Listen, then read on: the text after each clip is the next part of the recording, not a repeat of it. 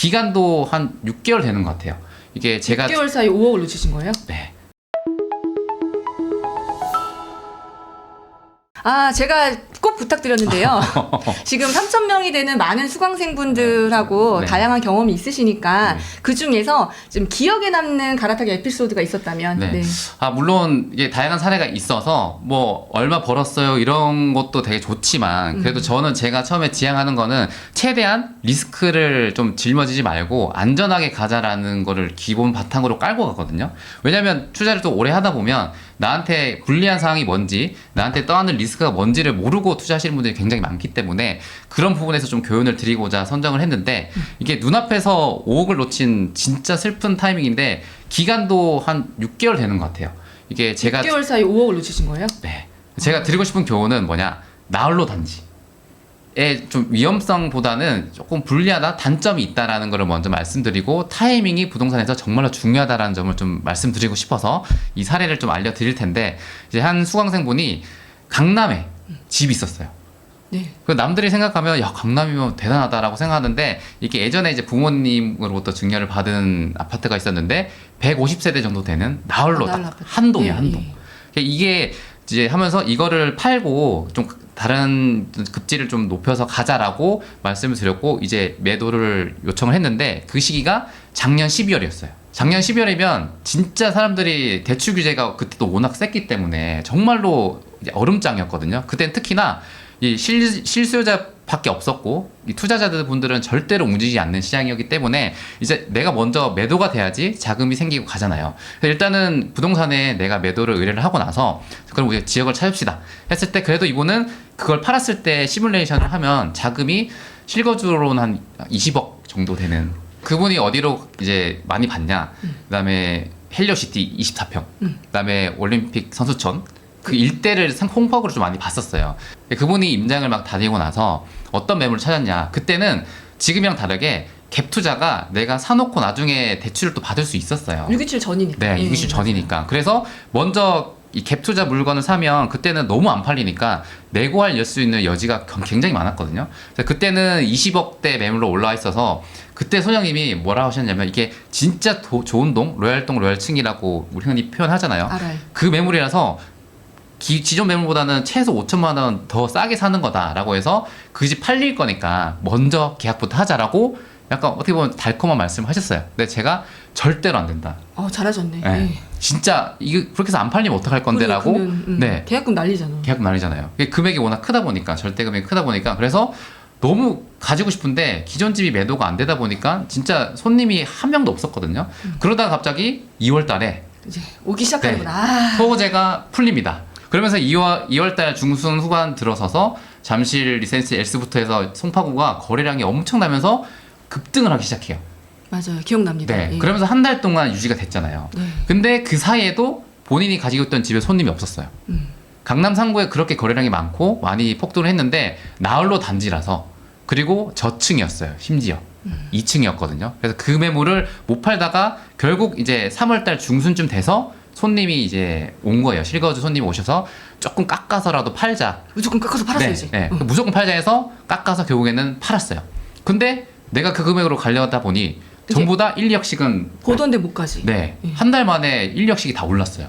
그래서 이제 급지를 낮춰서 여러 군데를 보다 보니까 어떻게까지 갔냐, 이게 5월까지 간 거예요. 네, 본인이 보던 데를 놓치다 보니까 또 지역 찾는 거에 대해서 많이 모르다 보니까 또 가서 봐야 되고, 그런 시간들이 임장도 하다 보면 좀 길어지잖아요. 그러니까 미리미리 임장을 하라고 하는 게 나 너무 와닿는데, 네. 미리미리 임장을 해서 다 보고 공부를 해놨으면 결정을 빠른데, 왜냐면 또 가서 이제 보고 사야 되잖아. 왜 이렇게 네. 집을 보고 사는지 모르겠지만 맞아요. 보고 사야 되잖아. 그럼 또 임장을 가겠대. 그럼 또 시간이 늘어져. 남편은 또 시간 맞추고 주말에 가겠대. 왜 꼭 주말에 가야지, 저녁에 갔다 오면 되지.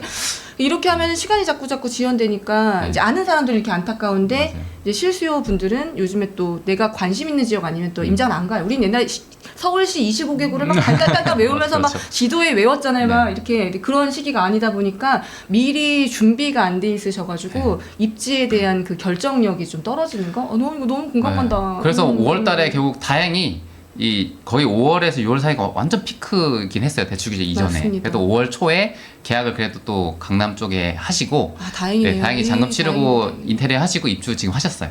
네, 다행입니다. 또 하나 또 이제 말씀드리고 싶은 게 네. 이 갭 투자라는 게 있잖아요. 그러니까 내가 실거주하지 않고 그냥 임차인을 들여서 전세 레버리지를 일으키는 건데 이게 627 대출 규제 때문에 두 가지 방법이 있잖아요. 전세 승계하는 방법이랑 하나는 내가 잔금 치를 때 새로운 세입자를 맞추는 건데 후자 방법은 이제 안 되기 되잖아요. 때문에 네. 전세 승계 매물을 사야만 돼요. 근데 지금 상황에서는 매매가는 올라가 있고 전세 승계 매물은 계약이 예전에 됐던 전세가 낮지. 전세가 낮으니까 우리가 보는 실거래가랑 거의 몇 억씩 차이 나는 경우가 많아서 현장 가보시면 내가 생각했던 것보다 금액이 너무 높아서 살 수 없는 부분이 지금 딱 생각하고 타이밍이에요. 간 것보다 갭이 높구나. 너무 전세 높아요. 가격 체크하고 매매가 네. 체크하고 이제 갭을 보고 갔을 텐데 네, 네. 현장에 가보면 갭 껴 있는 건 이제 전세가 낮으니까. 네. 예. 그래서 포기하고 급지를 낮춰야 되나 또 이런 고민하시는 분들이 굉장히 많거든요. 아 맞아요. 대책 나오면서 지금 네. 집 봤던 분들이 전략을 다시 수정하셔야 돼가지고 맞아요. 지금 조금 어려운 상황인 것 같습니다. 네.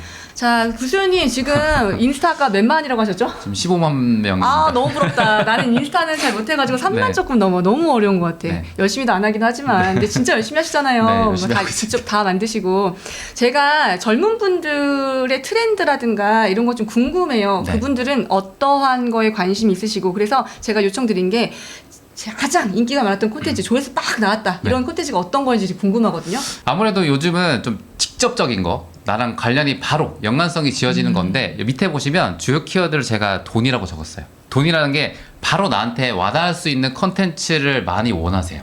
아, 근데 요즘 젊은 분들은 돈 하는 거 안 좋아하지 않아요? 근데 생각보다 부동산 관련해서는 내 예산이랑 직접적으로 연관이 돼 있으니까 최대한 내 소득보다 높게 사고 싶고 내 금액보다 더 좋은 데를 사고 싶어 하는 약간 그런 또 그런 습관이 있거든요. 그래서 그런 점에 대해서 제가 3개의 컨텐츠를 이렇게 화면에 띄워드렸는데 이게 혼인신고 여부도 제가 고민거리에서 제가 다뤘었잖아요. 예, 아까 나왔었어요. 네. 예. 그러니까 이거에 사람들이 지금 좀 좋아해 주셨던 이유가 나는 지금 이런 상황인데 이렇게 활용하면 내가 생각했던 금액보다 훨씬 더 높은 전략으로 더 높은 급지 내가 원했던 곳을 살 수 있다. 이런 희망적인 부분 때문에 많이 정말 좋아해 주셨던 것 같거든요. 이거 지금 컨텐츠가 혼인신고 안 하고 부동산 테크 타는 3가지 방법이고 3가지가 뭐예요?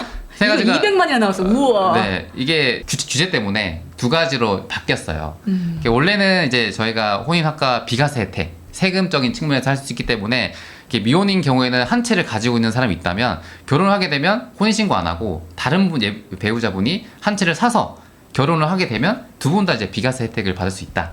라고 해서 굳이 이제 혼인신고를 하게 되면 어쨌든 1주택자로 관리가 되잖아요. 그 하기 전에 1대1로 해놓고 합쳐서 비과세 혜택을 받자. 라는 이제 전략이었고 우리가 주단대를 받으면 6개월 내에 전입을 해야 되기 때문에 또 그런 부분이 지금은 활용을 못하는 부분이 또 아, 있어요. 요즘 젊은 분들은 이런 거 모를 수도 있겠구나. 우리 네. 스마트 튜브 구독자분들은 이게 뭐 당연한 얘기다. 네. 뭐 그렇지라고 하시는데 또 젊은 분들은 당연히 이걸 모르실 수 있겠다. 네, 맞아요. 저도 고정관념이 많은가 봐요. 네. 근데 이 3가지 방법 중에 벌써 한 가지가 규제 때문에 없어졌다. 네. 못한다. 네. 못한 방법은 뭐였어요? 못하는 방법은 네. 이제 월세로 제가 그 집을 투자하는 거예요. 그러니까 지금 제가 무조건 실거주를 해야 되는 상황이다 보니까 그렇게 활용을 못하는 거죠. 자, 그럼 두 번째 컨텐츠가요. 네. 혼인신고 하고 이번에 이제 하고요. 하고 4억 집을 9억대로 사는 방법. 이게 아시는 분은 이게 당연한 소리 아니야? 라고 할 수 있는데 대다수의 분들이 모르시는 분들이 뭐냐면 아까 그 합산소득에 대해서 제가 말씀드렸잖아요. 그러면 또 그렇게 질문하시는 분이 있어요.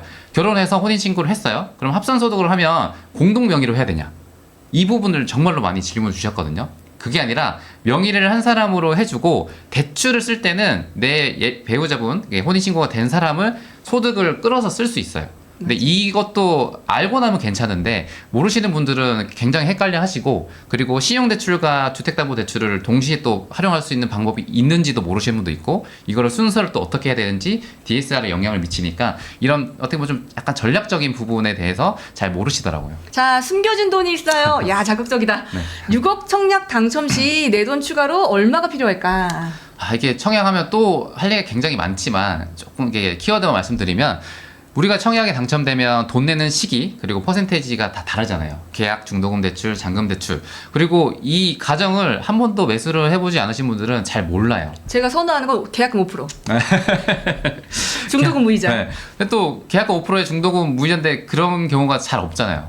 그리고 5%는 요즘은 또 인식이 좀 입지가 안 좋아서 잘 이렇게 선호가 안 될 것 같으면 그렇게 계약 전략을 짜서 한다고라는 그런 인식이 또 이게 없지 않아 또 있는 것 같거든요. 그래서 그런 것도 있고 이제 중도금 대출 이자 후불제가 있어요. 근데 이 부분에 대해서 금액이 생각보다 엄청 커요. 이자 후불제가 쌓이면 기본적으로 한 6억 정도 하면 2천만 원 정도는 이자로 쌓이거든요. 젊은 분들한테는 큰 돈이죠. 엄청 크죠. 그래서 이 부분을 모르고 있다가 이게 나중에 또 넘어가면 취득세를 또 모르시는 분도 계시고, 예, 중개 수수료도 모르시는 분도 있기 때문에 내가 딱 6억만 있으면 된다고 생각했는데 이 외의 부분이 생각보다 많은 돈이 필요하니까 어려워하시더라고요. 제 사촌 동생도 이제 자금이 부족해서요. 청약 당첨 이제 모 신도시에 됐는데요. 네. 예. 저는 옵션 하나도 하지 말고 무옵션으로 가라 그랬어요. 에어컨도 달지 말라 그랬어요. 진짜요? 왜냐면 취득세 아끼니까. 나중에 입주할 때 하자. 조금 불편하고 힘들긴 하겠지만 일단 돈 생각하면 이제 그건 이제 선택에 따라서. 예. 그래서 오늘 말씀드린 이 세 가지는 전부 다 직접적으로 내가 필요한 돈 아니면 좀 더 활용할 수 있는 여지가 있는지에 대해서 정말로 많이 직접적으로 좀 연관된 거를 궁금해 하시더라고요. 나에게 닥친 상황. 네, 맞아요. 그리고 이제 그 구체적인 방법. 네. 아주 쉬운 것도 모를 수 있다라는 가정도 해야 된다. 저도 네. 좀 많이 배우네요. 예. 네. 저희 다음 넘어가 볼까요? 재밌다. 예. 누구도 가르쳐 주지 않지만 꼭 해야 하는 일. 나에게 가장 가까이 있지만 멀게만 느껴지는 일. 남들보다 빠르게 시작하는 것이 유리한 일. 내가 하고 있는 일은 내 집 마련과 투자입니다. 교통망, 상가, 입지, 세금, 청약. 나는 이 모든 일을 스마트 튜브 경제 아카데미에서 시작하고 있습니다.